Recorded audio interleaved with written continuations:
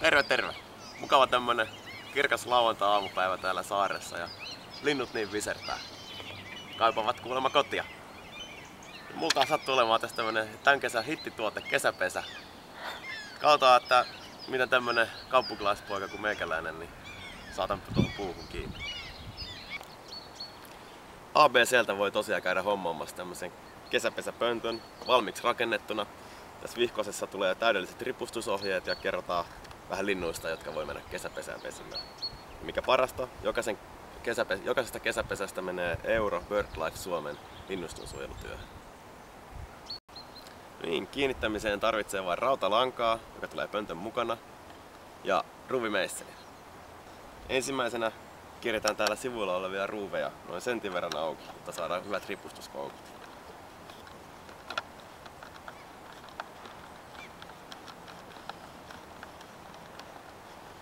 Noin.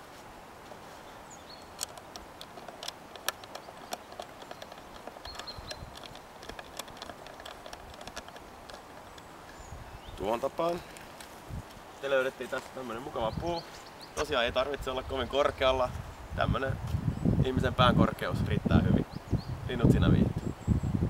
Kiinnitetään rautalanka koukkuihin, pistää pönttöpuu. No niin, pönttö on mukavampi laittaa tälleen vähän varjon puolelle, ettei pahda pikkasia aurinko silmää. Tuolta rautalanka kiinni. Noin. Sitten voi laittaa tämmösen kepukan tohon puun ja rautalangan väliin, ettei syövy ihan sinne puuhun sisään. Vaikka noin. Kiristetään. Tuon tapaa.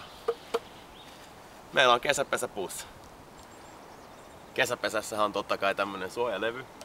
Suuaukko ympärillä, mikä estää isompia lintuja ja kurreja laajentamasta tuota suuaukkoa ja hyökkäämästä poikasten kimppuun.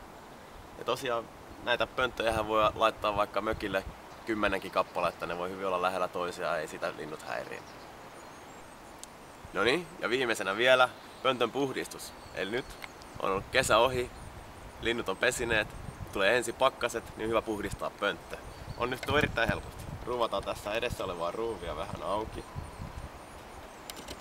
Tää nousee, kun varankin nostaa aukko. Sieltä kaavitaan kököt pois. Ja ei kun kiinni ja uudet asukit. Kesäpesät ABCltä. Ja jokaisesta myydystä kesäpesästä euro BirdLife Suomen linnuston suojelutyöhön.